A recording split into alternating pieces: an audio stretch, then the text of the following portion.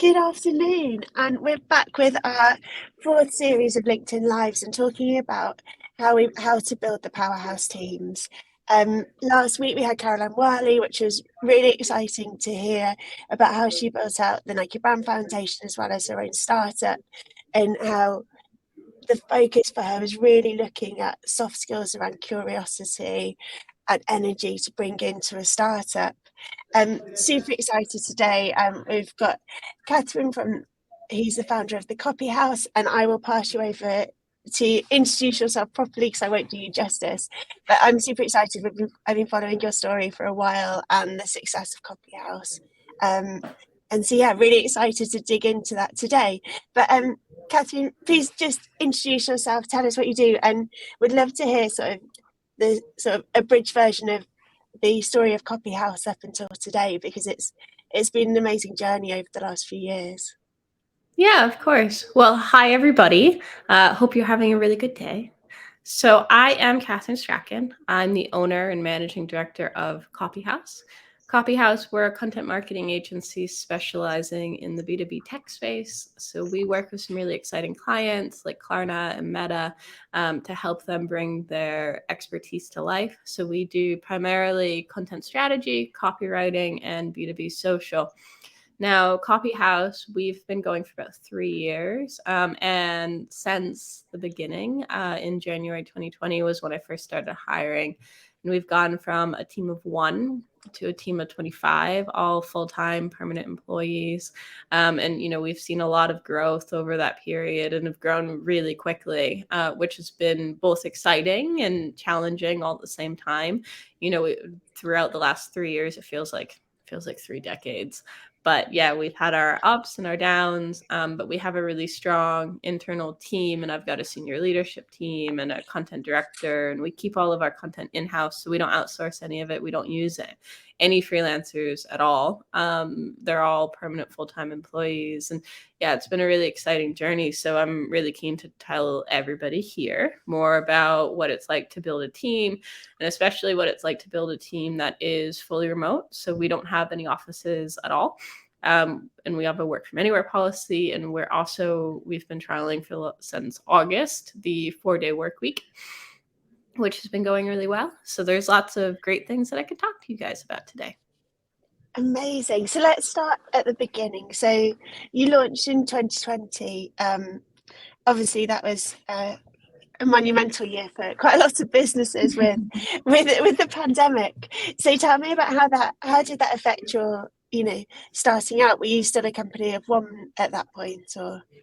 No, we were a team of 4, including myself, when the pandemic hit. And, up until that point, we didn't have a specific niche. We worked with clients across all the spaces. So we had a lot in travel and a lot in recruitment. And yeah, we didn't specialize at all. So when the pandemic hit, we lost all of our clients almost overnight because we also didn't have contracts in place. We were just kind of like, well, we had no idea what we were doing, didn't have contracts, didn't have notice periods. So when I say lost overnight, I literally mean overnight. It was such a stressful week. But what it did was it really made us look at what we did have. So, I didn't want to furlough anybody or make anybody redundant. I mean, I had just started building this agency and I was really excited about it.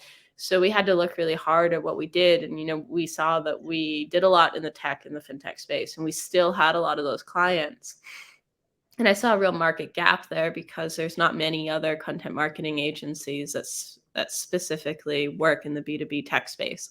And there's a massive need there with tech companies because they are working on really complicated things. You can't just wake up and write about blockchain. You need to have at least a foundational understanding to be able to do it.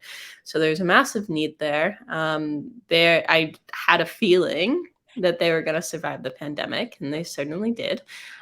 So we went really hard after those spaces, niched down really heavily, invested in our marketing and our sales outreach, brought on Spencer Gallagher as one of our NEDs, and really started to build the company. And that investment, that decision set the framework for everything Copy House would become. So it was quite a big decision. And, these days I couldn't imagine us doing anything outside of our space. I couldn't imagine telling my team, oh, we've got a new health and beauty client. I think they'd probably look at me like I had three heads. And everything has been designed, our systems, our processes, who we've recruited, everything down to our own branding has been designed for this space and for, the B2B tech space. And we've really owned it. And it's been a great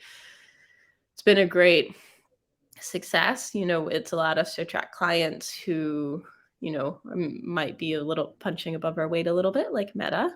And yeah, really attract a really strong client base and really cut through the noise. And, our biggest challenge now is just getting in front of the right clients. And once we do, it's really easy to sell in. So we have a much higher close rate.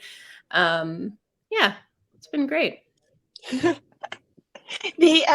So tell me about your decision to only bring in in-house people versus using freelancers, because obviously with an agency, I'm sure there's ebbs and flows of the amount of work that's needed.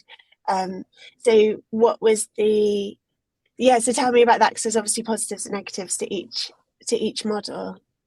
Yeah, 100%. I mean, there's a whole spectrum. I know agencies who only have freelancers, and I know agencies like ourselves that only have permanent teams. It's kind of a spectrum, and most agencies fall on a part of that spectrum, and there's no like right or wrong answer. For me personally, I really wanted to invest in a team, really wanted to be able to train them and develop them and like really nurture and grow them. So since the very beginning, went with permanent team members rather than freelancers. And, my very first employee, Stuart Cameron, I taught him absolutely everything. He came on board quite junior, and, I taught him absolutely everything I knew, which was both a good as well as a bad thing. He left last year to move to the US to marry his partner. It's really sad to see him go. But what I didn't realize was that because I had taught him everything I knew, he could only take us as far as I could take us. Where when we replaced him with a content director who had, 30 years experience in the industry, who was really well seasoned, and he made the team so much stronger because he could take us way further than I could take us when it came to content. And it really forced me to take my role as the business leader and stop being involved in the creative department.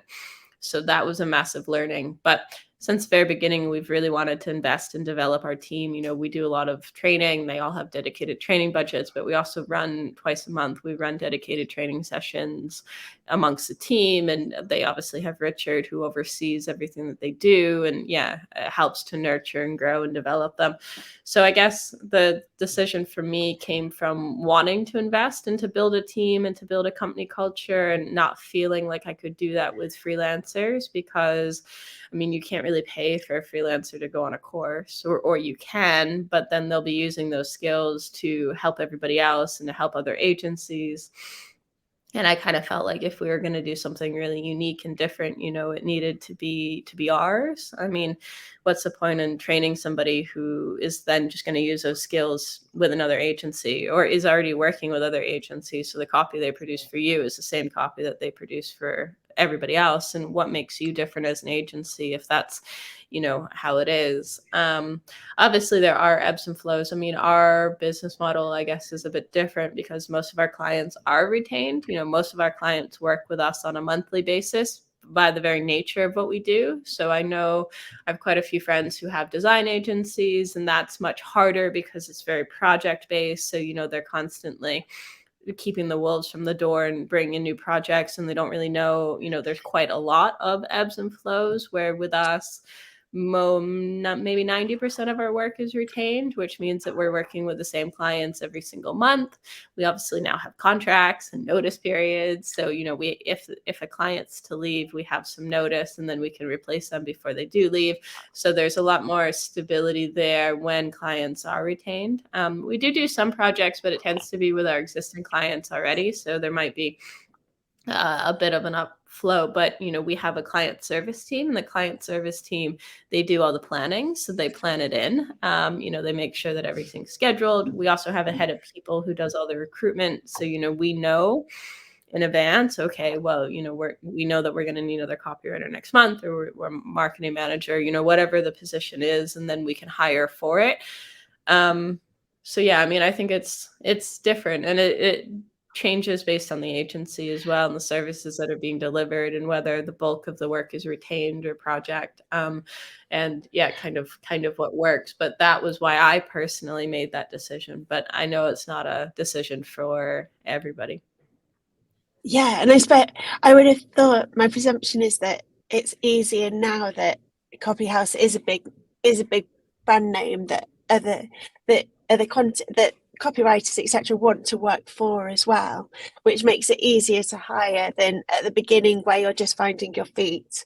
I Do you now have a pool of people that so when you do start to know that you need to hire again, there are already people ready and waiting for that role, or is it I feel that there's a tipping point when you're hiring, and I know a lot of our clients find this as well, that as a startup, before you've proved yourself or got scale, it's harder to hire because you're bringing people in on a promise versus knowing that they're jumping onto a rocket ship and know that they're coming somewhere where they can feel confident that they'll still have a job in 12 months, etc.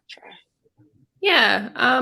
We do have a pool, and we have our recruitment planned out for the whole year basically. So we know when we're going to need to be hiring. And unless something happens, like somebody's leaving or something, like, that it stays pretty stable, which then means that we can hire ahead of time and like start looking and, plan in advance.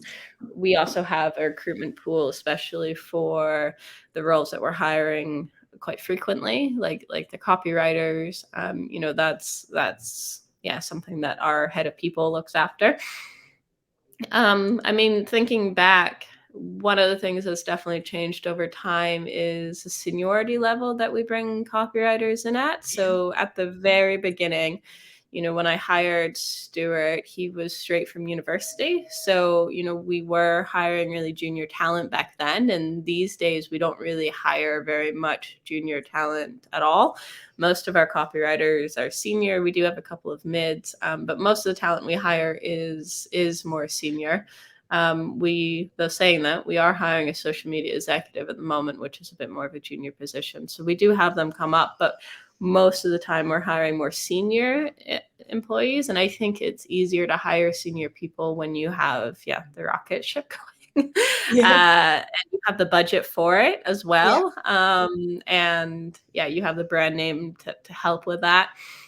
But at the beginning, you also have more time. So, I could really invest in Stuart and like really spend all my time teaching him everything I knew. Where like these days, I personally aren't really involved too much with the development of the creative team because it's obviously overseen by Richard.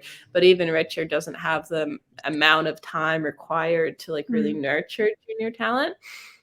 It is one of the things about junior talent, because it's great that you can like invest and shape and mold somebody, but it does take a lot of time. So I think a lot of people look at that like junior roles like, oh, well, they're cheaper.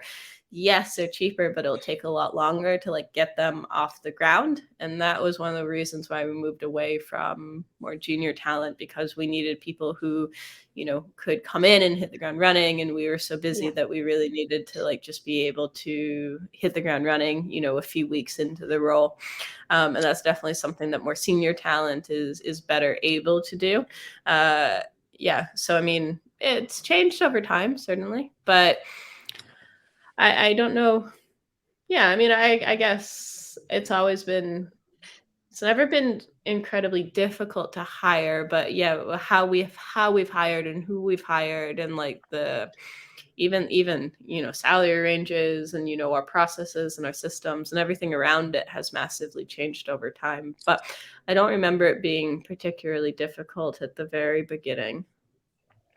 Yeah, so interesting. But you're so right about the amount of time that you need to invest in a more junior person. I think that's something people often think. Oh, I'll get a graduate. They'll be really enthusiastic and want to work really hard, and that's fine, but they'll also need an awful lot of direction because they can't be expected to know how to do it in the first place.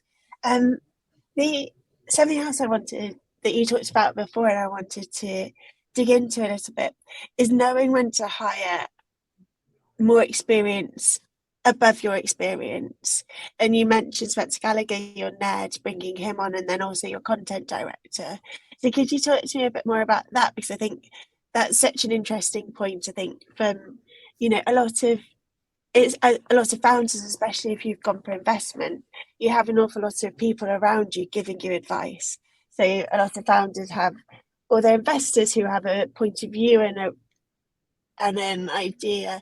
You'll also have maybe your clients or your customer base also having an idea of what you should be doing. And I think it's really interesting to see that at an early stage you brought in somebody that was just focused on the success for you in that position as an ed. So interested to hear more about that decision. Yeah, I mean, we have two non-execs. So we have Spencer Gallagher and Peter Houle. Spencer's specialty is really around commercials, sales, marketing, company structure in terms of like the people, etc. Where Pete's specialty, he's a external CFO essentially. So his specialty is really around finance and processes and systems. So he works closely with our head of ops and our soon to be finance director. He will work closely with him as well. So I mean, I started working with Spencer because I read the book Agencynomics before I really Yeah. had an agency, which is a brilliant book about how to grow and scale and run your agency, which they wrote. And yeah, Spence has become, my mentor. I talk to him on a pretty regular basis, and we do a 4-hour board meeting every month. But I think I've always been pretty good at knowing when I didn't know, and supplementing, like building a team around me to supplement myself where I'm weak. So, for example, finances are not necessarily my thing. So, we have a really good accountant and bookkeeper, and we're just hired a finance director. And we obviously have Pete, who's our external CFO. I'm not very good at processes and systems. So, maybe it was probably my fourth hire was our current head of ops. So, he's been with me since pretty much the beginning, and he's really good at taking my ideas and actually making them happen. So I'm great at having Oh my ideas and gosh. seeing, the future of the company and where we're going, but like the nitty-gritty, how it actually works, I not very good at putting processes and systems in place. So we have somebody who does that. And I don't even have access to our project management tool. We use Synergist. He set it up. Everybody's on it apart from me. I have no idea how to get on it. And I wouldn't know what to do if I did get on it.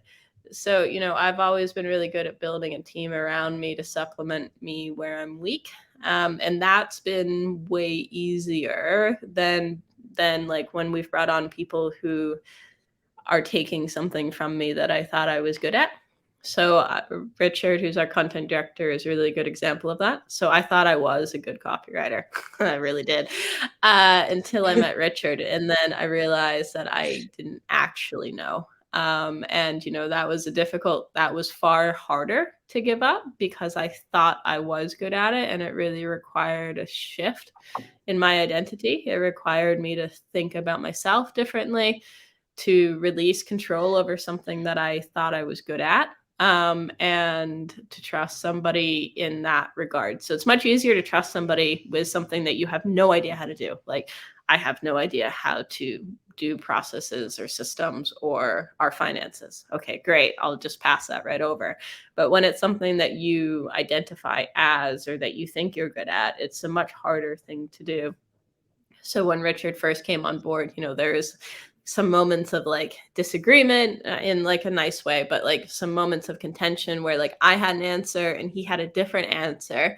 And, what I learned was that, his answer would get better results, or if not better results, at least the same results. So he has a different way about going about things, but he has built a really strong team, and the quality of the content we produce is much higher now with him overseeing it than it was when I was overseeing it.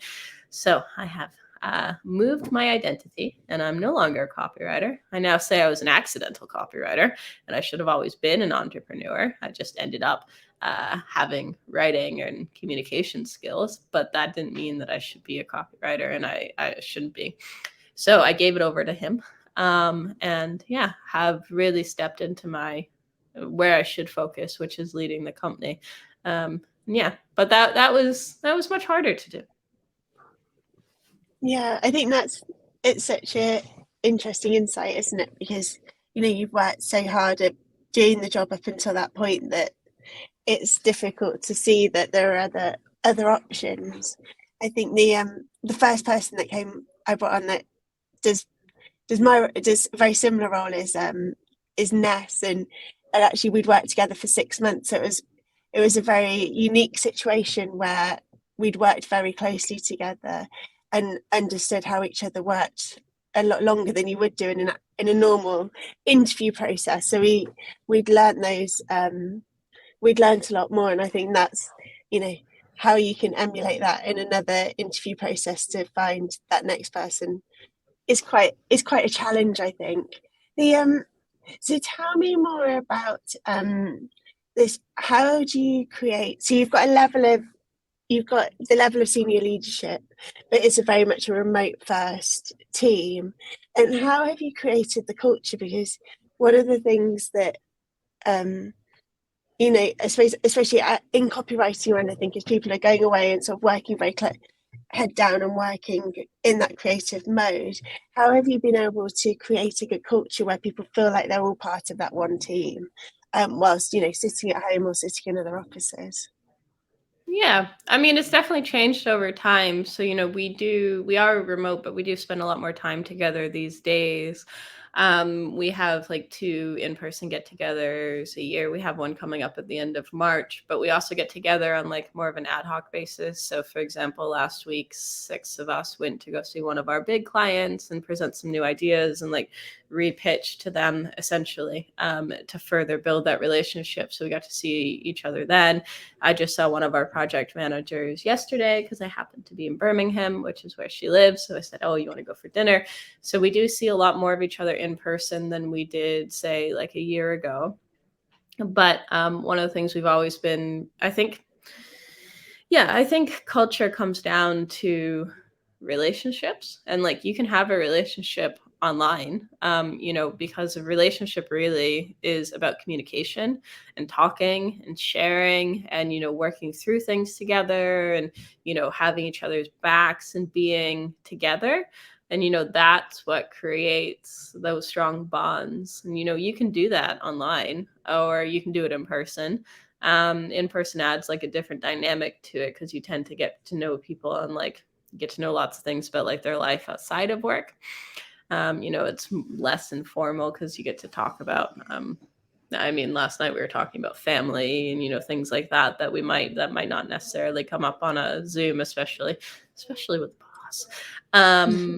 But you can still do it online. So I mean, we do lots of like irregular online team events. We have like regular stand-ups.